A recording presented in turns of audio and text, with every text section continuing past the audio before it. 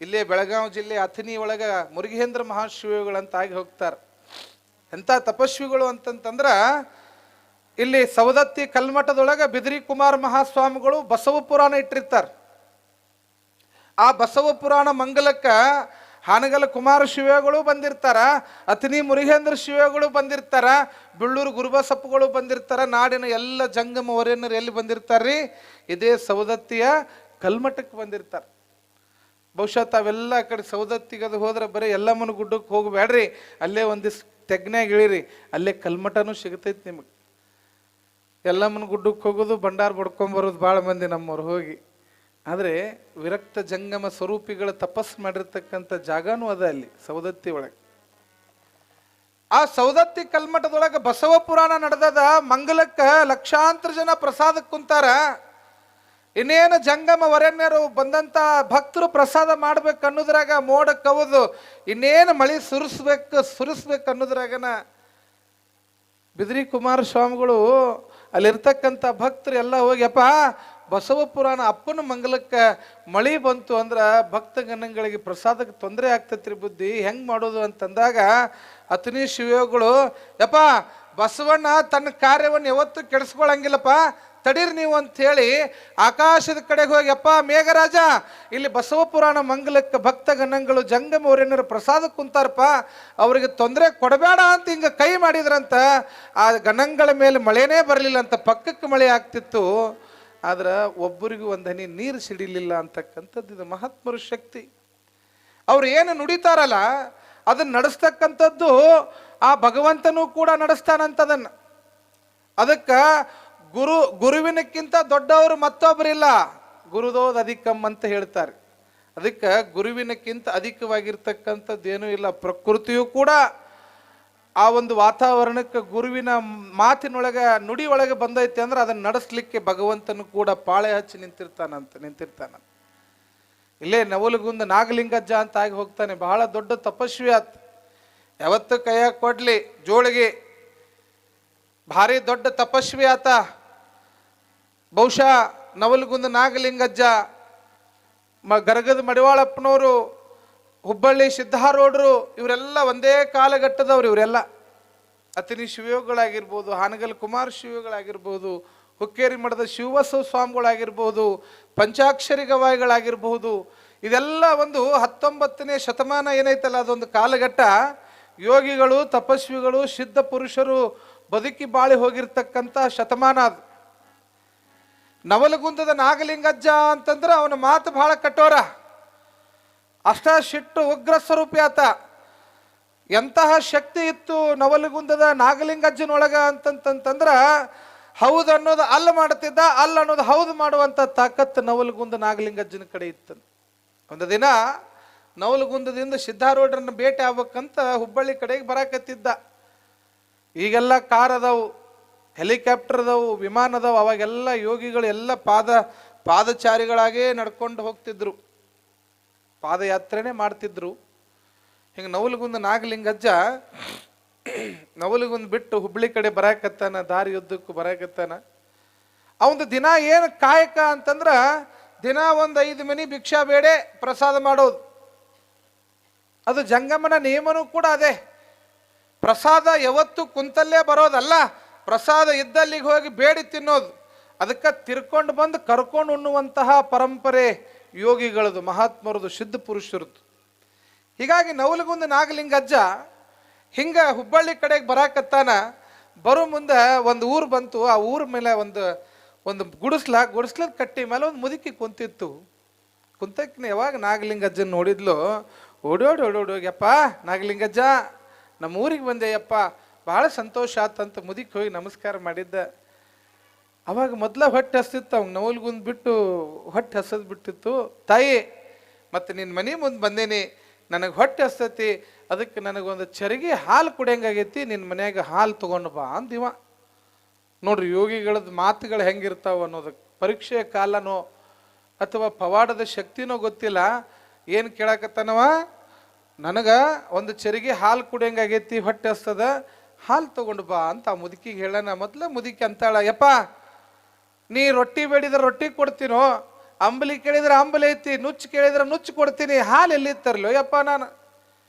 ನನ್ನ ಮನ್ಯಾಗ ಹೈನ ಇಲ್ಲ, ಬಂದವ್ರಿಗೆ ಒಂದಿಷ್ಟು ಉಣ್ಲಿ ಅಂತ ಈಗ ಒಂದು ಕನ್ಯಾ ರೂಪದ ಒಂದು ಸಣ್ಣದ ಕರ ತಂದು ಕಟ್ಟೀನಿ, ಒಂದು ಆಕಳ ಕಟ್ಟೀನಿ. ಈಗ ಅದಿನ್ನೂ ಗಬ್ಬಾಗಿಲ್ಲ, ಅದಿನ್ನೂ ಮರಿ ಹಾಕಿಲ್ಲ.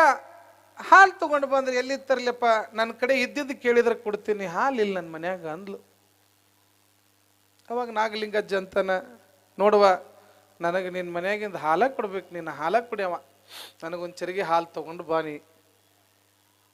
ಇವ ಬಿಡದಪ್ಪ, ಆಕಿ ಕೊಡ್ದವ. ಯಾಕೆ ಇದ್ರೆ ಕೊಡ್ತಾಳಕಿ. ಈಗ ಮನ್ಯಾಗ ಇದ್ದಿದ್ದು ಕೇಳಿದ್ರೆ ಆತ್ರಿ ಅಪ್ಪರ ಅಂತೀರಿ ನೀವು, ಇರ್ಲಾರ್ದು ಕೇಳಿದ್ರೆ ಇದೇನು ಸ್ವಾಮಿಗೆ ಬುದ್ಧಿ ಐತಿಲ್ಲ, ಇಲ್ಲಂದ್ರೆ ತಿಳಿವಲ್ತಲ್ಲಿ ಅವಂಗ ಅಂತ ನೀವ ಬೈದು ಕಳಿಸ್ತೀರಿ. ಹಂಗೆ ಮುದಿಕ್ ಒಳಗ ಬೈಕೋತದು. ಇದೇನು ನಾಗಲಿಂಗಜ್ಜಿದು ಬುದ್ಧಿಗೇಡಿ, ಹಾಲು ಇಲ್ಲ ಅಂತೀರಿ, ಹಾಲು ತಗೊಂಬ ಅಂತ ನೀವೆಂತ? ಯಪ್ಪ ನಿನಗೆ ಸುಳ್ಳು ಹೇಳಿದ್ರೆ ಏನು, ಬಾ ಮನೆಯಾರೆ ನೋಡು ಬಾ, ಏನು ನಿಂದು ವಟ ವಟ ಹಚ್ಚಿ ನನಗೆ ಹಾಲು ಇಲ್ಲ ಅಂದ್ರೂ ಕೇಳವಲ್ಲ. ನೋಡಲ್ಲಿ ಆಕಳ ಐತಿ ಕರೆ, ಅದೇನು ಗಬ್ಬಾಗಿಲ್ಲ, ಮರಿ ಹಾಕಿಲ್ಲ, ಹಾಲು ತಗೊಂಡು ಬಾ ಅಂತಿದ್ದಿ. ಎಲ್ಲಿ ತರಲಿಲ್ಲ ಹಾಲು? ಇರ್ಲಾರ್ದು ಎಲ್ಲಿ ತರಲಿಲ್ಲ ಯಪ್ಪ? ಮತ್ತು ಆಕಳ ಐತಲ್ವ, ಹೋಗಿ ಚರ್ಗಿ ತೊಗೊಂಡು ಬಾ, ಹಿಂಡು ಹಾಲು ಕೊಡ್ತೈತೆ ಅದು ಅಂತ ನೀವ ನಾಗಲಿಂಗಜ್ಜ. ಹೋಗಿ ಮುದಿಕಂದ್ಲಿ, ಯಪ್ಪ ನನಗಂತೂ ಅದೇನು ಕೊಡಂಗಿಲ್ಲ, ಮತ್ತು ನಿನಗೆ ಕೊಟ್ರೆ ಕೊಡ್ಬೋದು ಯಪ್ಪ, ನೀ ಎಲ್ಲ ಬಲ್ಲ ಓದಿದಿ, ನಿನಗೇನು ಹೇಳೋದೈತಿ, ನನಗಂತೂ ಹಿಂಡಕ್ಕಂಗಿಲ್ಲ, ಬೇಕಂದು ನೀನ ಹಿಂಡ್ಕೊ ಅಂತ ಅಂದ್ಲಕ್ಕಿ. ಚರ್ಗಿ ತಂದ್ಲಕ್ಕಿ, 1 ಲೀಟ್ರ್ ಹಾಲು ಹಿಡಿ ಅಂತ ಚರ್ಗಿ. ನಿಮಗೆ ಹೇಳ್ತೀನಿ, ನಾಗಲಿಂಗಜ್ಜ ಚರಗಿ ತಗೊಂಡು ಬಂದು ಅದರ ನೀರು ತೊಗೊಂಬಂದು ಕೊಟ್ಲು. ಆ ನೀರು ತಗೊಂಡು ಆಕಳ ಕರ ಹಾಕಿಲ್ಲ, ಇನ್ನೂ ಮಣಕದ ಕರ ಅದ, ಇನ್ನೂ ಚೊಚ್ಚಲಾಗಿಲ್ಲ, ಅದು ಹೊಟ್ಲಿಲ್ಲ. ಆದರೂ ಕೂಡ ನಾಗಲಿಂಗ ಮಹಾತ್ಮರ ಶಕ್ತಿ ಹೆಂಗಿರ್ತದೆ ಗೊತ್ತಿಲ್ಲ, ಚರಿಗ್ಯಾಗಿರೋ ನೀರು ತಗೊಂಡು ಆಕಳ ಡುಬ್ಬದ ಮೇಲೆ ಹಿಂಗೆ ನೀರು ಹಾಕಿ ತಪ್ಪ ಅಂತ ಬಡ್ದ ಚರಿಗ್ಯಾಗ ಹಾಲು ಹಿಂಡಾಕತ್ರ ಚರಿಗೆ ತುಂಬ ಹಾಲು ಬಂದಿದ್ದು ಅಂತ. ಇದು ನವಲಗುಂದ ನಾಗಲಿಂಗಜ್ಜ ಮಾಡಿದ್ದ ಪವಾಡ. ಮುದುಕಿ ಗಾಬರಿ ಆಗ್ತಿದೆ, ಯಪ್ಪ ಏನಿದು ಆಶ್ಚರ್ಯ, ಆ ಕರ ಹಾಕಿದ ಮೇಲೆ ಹಾಲು ಹಿಂಡತ್ ನೋಡಿವಿ, ಇದು ಏನು ಇನ್ನೂ ಏನೂ ಇಲ್ದ ಶಿವ ಯವ ಚರಿಗೆ ತುಂಬೈತಿ, ಇನ್ನೊಂದು ಚರಿಗೆ ತಗೊಂಡು ಬಾ ಅಂದವ. ನಿಮಗೆ ಹೇಳ್ತೀನಿ, ಕೆಚ್ಚಲದ 4 ಮಲಿ ಒಳಗೂ ಹಿಂಡಿದ್ರ ಒಂದೊಂದು ಮಲಿ ಒಳಗೆ ಒಂದೊಂದು ಚರಿಗೆ ಹಾಲು ಹಿಂಡಿತಂತ ಆಕಳ. 4 ಚರಿಗೆ ಹಾಲು ಕೊಟ್ಟು ಕಳಿಸಿ ಒಳಗೆ ಹೋಗಿ ಹಾಕ್ಕೊಂಡು ಬಾ ಅಂತಂತ 4 ಚರಿಗೆ ಹಾಲು ಒಳಗೆ ಹಾಕಿ 5ನೇ ಚರಿಗೆ 4 ಮಲೆಗಿನ ಹಾಲು ಹಿಂಡಿ ಆ ಒಂದು ಚರಿಗೆ ಹಾಲು ಗಟ ಗಟ ಗಟ ಕುಡಿದು ಆ ಮುದುಕಿ ಕೈ ಚರಿಗೆ ಕೊಟ್ಟು ಹೇಳ್ತಾನಂತೆವ, ಈ ಆಕಳ ಸಾಯಿ ಮಠ ಗಬ್ಬು ಆಗಂಗಿಲ್ಲ, ಕರನು ಹಾಕಂಗಿಲ್ಲ, ಆದ್ರ ಹಾಲು ಕೊಡೋದು ಬಿಡಂಗಿಲ್ಲ, ನಿನಗೆ ಎಟ್ಟು ಬೇಕಟ್ಟು ಹಾಲು ಹಿಂಡ್ಕೊ ಅಂಥೇಳಿ ಆಶೀರ್ವಾದ ಮಾಡಿ ಹೋದ್ನಂತ. ಅದಕ್ಕೆ ಹೇಳ್ತಾರೆ, ನೀನೊಲಿದರೆ ಕೊರಡು ಕೊನರುವುದಯ್ಯ, ನೀನೊಲಿದರೆ ಬರಡು ಹಯನವುದಯ್ಯ. ಬರಡಾಗಿರ್ತಕ್ಕಂಥ ಆಕಳು ಕೂಡ ಹಾಲು ಕೊಡಬಲ್ಲದು ಅಂತಕ್ಕಂಥದ್ದು ಮಹಾತ್ಮರ ಶಕ್ತಿ ವಾಣಿ. ಅದಕ್ಕೆ ವಾಕ್ಶುದ್ಧಿ ಅಂತ ಕರೀತಾರೆ. ಅದಕ್ಕೆ ಮಹಾತ್ಮರನ್ನ ಪರೀಕ್ಷೆ ಮಾಡಕ್ಕೆ ಹೋಗುವುದಲ್ಲ, ಗುರುಗಳ ಮಾತನ್ನ ಪರೀಕ್ಷೆ ಮಾಡೋದಲ್ಲ, ಗುರುಗಳಿಗೆ ಎದುರಾಗಿ ನಿಲ್ಲೋದಲ್ಲ, ಗುರುವಿಗೆ ನೀ ಏನು ಮಾಡ್ತೀನಿ, ನಿನ್ನಿಂದ ಏನು ಆಗ್ತೈತಿ ಅಂತ ಅನ್ನೋದಲ್ಲ. ಗುರು ಒಮ್ಮೆ ನುಡಿದ ಅಂತಂದ್ರ ಭಗವಂತನು ಕೂಡ ಮಾತು ನಡೆಸ್ಲಿಕ್ಕೆ ಬರ್ತಾನೆ ಅಂತಕ್ಕಂಥದ್ದು ಇತಿಹಾಸವನ್ನು ನೋಡಿದಾಗ ಗೊತ್ತಾಗ್ತದೆ. ಅದಕ್ಕೆ ಭಾಳ ಜನ ಸ್ವಾಮಿಗಳನ್ನ ಪರೀಕ್ಷೆ ಮಾಡೋರು ಅದಾರ್ರಿ. ಒಬ್ಬ ಬಂದಂತ ನವಲಗುಂದ ನಾಗಲಿಂಗಜ್ಜನ ಕಡೆ, ಇವ ಅಜ್ಜ ಎಲ್ಲಾನು ಕರೆನ ಮಾಡ್ತಾನಂತ, ನೋಡೇ ಬಿಡು ಅಂತಡಿ ಅಂದಂತೀವ. ಇರ್ತಾರ್ರಿ ಒಂದಿಷ್ಟು ಮಂದಿ ಉಡಾಳ ಕಂಪ್ನಿ ರೀ, ಊರಿಗೆ ಮಿಕ್ಕಿದ್ದು ಇರ್ತಾವೆ, ಊರಿಗೆ ಬಾರ ಕಾಡಿಗೆ ಇವೇನೋ ಅಂತಾರೆ, ಒಂದು ಮಾತು ಐತೆ ಅದಕ್ಕೆ. ದಿಮಾಕ್ ಮಾಡ್ಕೋತ ಬಂದಂತೀವ. ಮಂದ್ಯಾಗ ಹಿಂಗ ಮಂದಿ ಕುಂತಿತ್ತು, ಅಜ್ಜ ಕುಂತಿದ್ದ, ಅಜ್ಜ ನವಲಗುಂದ ಅಜ್ಜ ಮತ್ತು ನೀ ಎಲ್ಲ ಕರೆನ ಮಾಡ್ತಿ ಅಂತ, ಎಲ್ಲ ಇದ್ದಂಗೆ ಹೇಳ್ತಿ ಅಂತ ಹೇಳಿ ಅಂದು ಪರೀಕ್ಷೆ ಮಾಡಕ್ಕೆ ಬಂದ. ನೀವು ಏನು ಮಾಡ್ಯಾನ ಅಂದ್ರೆ ಕೈಯಾಗ ಒಂದು ಗುಬ್ಬಿ ಮರಿ ಹಿಡ್ಕೊಂಬಂದ. ನೀವ ಏನು ಮಾಡ್ಯಾನ್ರಿ? ಗುಬ್ಬಿ ಮರಿ ಹಿಡ್ಕೊಂಡು ಬಂದಾನ ಅಜ್ಜನ ಮುಂದೆ. ಯಜ್ಜ ನನ್ನ ಕೈಯಾಗ ಏನೈತಿ ಹೇಳಿ ನೋಡೋನು ಅಂದ. ಇವ ನಿನ್ನ ಕೈಯಾಗ ಏನೈತಿ ಹೇಳು ಅಂದ. ಇವಾಗ ಅಜ್ಜ ಅಂತಾನ, ನಿನ್ನ ಕೈಯಾಗ ಏನೈತಪ್ಪ? ಒಂದು ಗುಬ್ಬಿ ಮರಿ ಐತಿ ಅಂದ. ಅಬಾ ಕರೆ ಹೇಳಿದ್ನಲ್ಲಿವ, ತಡಿ ಹಂಗಾರ ಈ ಮಗನ ಸುಳ್ಳ ಮಾಡೋನು ಅಜ್ಜನ ಅಂದಿವ. ಸುಳ್ಳು ಮಾಡ್ಬೇಕನ್ನ ಇವೇನು ವಿಚಾರ ಮಾಡ್ದ, ಹಂಗಾರ ಗುಬ್ಬಿ ಐತಿ ಅದು ಕರೆನ, ಆದ್ರೆ ಸತ್ತೈತೆ ಬದುಕೈತೆ ಹೇಳ ಅಂದವ. ಯಾಕೆ ಆ ಮಗ ಏನು ಮಾಡವಿದ್ರೆ, ಸತ್ತೈತೆ ಅಂದ್ರೆ ಹಾರಿ ಬಿಡವಿದ್ದ, ಬದುಕೈತೆ ಅಂದ್ರೆ ಅಲ್ಲೇ ಹಿಚ್ಚಿಕ್ ಬಿಡವಿದ್ದ ಅವ ಕೈಯಾಗಿನ. ಸುಳ್ಳು ಮಾಡ್ಬೇಕಲ್ಲ ಅಜ್ಜಂದು. ಅದಕ್ಕೆ ಯಜ್ಜ ಗುಬ್ಬಿರೋದು ಕರೆನ, ಆದ್ರೆ ಸತ್ತೈತೆ ಬದುಕೈತೆ ಹೇಳು ಅಂತಂದಾಗ ಅವಾಗ ನಾಗಲಿಂಗಜ್ಜ ಅಂತಾನಂತ, ಯಪ್ಪ ಅದು ಸಾಯೋದು ಬದುಕೋದು ಅದು ನಿನ್ನ ಕೈಯಾಗೈತು ಅಂತ ಹೇಳಿದ್ನಂತ, ನಿನ್ನ ಕೈಯಾಗೈತು ಅಂತ ಹೇಳಿದ್ನಂತ. ಹಂಗ ಪ್ರತಿಯೊಬ್ಬರ ಬದುಕು ಕೂಡ ಅವ್ರ ಕೈಯೊಳಗಿರ್ತದ ಏನ್ರಿ. ಪ್ರತಿಯೊಬ್ಬರ ಜೀವನ ಪ್ರತಿಯೊಬ್ಬರ ಬದುಕು ಅವ್ರ ಕೈಯೊಳಗಿರ್ತದ. ಇನ್ನೊಬ್ರು ಯಾರೂ ಕೂಡ ನಿಮ್ಮ ಜೀವನವನ್ನ ರೂಪಿಸ್ಲಿಕ್ಕೆ ಆಗೋದಿಲ್ಲ. ಏನೇ ಮಾತುಗಳು ಬರಲಿ, ಏನೇ ನಿಂದನೆಗಳು ಬರಲಿ, ಇವತ್ತು ಗೊತ್ತಿರಲಿ ನಿಮಗೆ, ಈ ಜಗತ್ತಿನೊಳಗೆ, ಈ ಸಮಾಜದೊಳಗ ಏನೇ ಒಳ್ಳೆ ಕೆಲಸ ಮಾಡಕ್ ಹೋದ್ರು ಈ ಸಮಾಜದಿಂದ ಮೊದಲಿಗೆ ಬರ್ತಕ್ಕಂಥದ್ದೇ ನಿಮಗೆ ಅವಮಾನ. ತಿಳ್ಕೊಂಬಿಡ್ರಿ ನೀವು.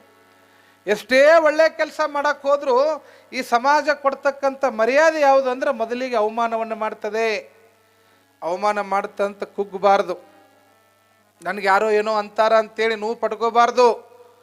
ಆ ಒಳ್ಳೆ ಕೆಲಸ ಮಾಡೋದ್ರಿಂದ ಹಿಂದೆ ಸರಿಬಾರ್ದು. ಮಾತಾಡ್ತಾವು. ಬೊಗಳು ನಾಯಿ ಕಚ್ಚೋದಿಲ್ಲ. ಅವು ಮಾತಾಡ್ತಾವು, ಅದ್ರದ್ದು ಅವಕ್ಕ ಗೊತ್ತಿರಂಗಿಲ್ಲ, ನಿಮ್ಮದು ಮಾತಾಡ್ತಿರ್ತಾವ. ಅದಕ್ಕೆ ಅವ್ರು ಮಾತಾಡ್ತಾರ ಅಂಥೇಳಿ ನೀ ಮಾಡೋ ಕೆಲಸ ಬಿಟ್ಟೆ ಅಂದ್ರೆ ನಿನ್ನಷ್ಟು ಮೂರ್ಖರ ಯಾರೂ ಇಲ್ಲ. ಅದಕ್ಕಾಗಿ ಮಾತುಗಳು ಬರ್ತಾವ ಅಂಥೇಳಿ ಯಾರು ಒಳ್ಳೆ ಕೆಲಸ ಮಾಡ್ಕೊಂತ ಹೋಗ್ತಿರ್ತಾರ ಮೊದಲಿಗೆ ಸಿಗತಕ್ಕಂಥದ್ದೇ ಅವಮಾನ.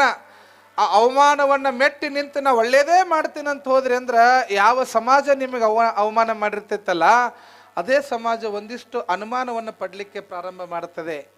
ಈ ಅವಮಾನ ಮತ್ತು ಅನುಮಾನವನ್ನು ಯಾರು ಎದುರಿಸಿ ಮೆಟ್ಟಿ ನಿಲ್ತಾರೆ ಅವರಿಗೆ ಯಾವ ಸಮಾಜ ಅವಮಾನ ಮಾಡಿತ್ತಲ್ಲ ಅದೇ ಸಮಾಜ ಮುಂದೊಂದು ದಿನ ವೇದಿಕೆ ಮೇಲೆ ಕರೆದು ಸನ್ಮಾನವನ್ನು ಮಾಡ್ತದೆ. ಅದಕ್ಕೆ ಮಾತಾಡೋರು ಹೆಂಗರೆ ಮಾತಾಡಲಿ, ಅವ್ರದ್ದು ಅವ್ರಿಗೆ ಗೊತ್ತಿರಂಗಿಲ್ಲ ಅಂತಕ್ಕಂಥದ್ದನ್ನು ತಿಳ್ಕೊಳ್ಬೇಕಾಗ್ತದೆ.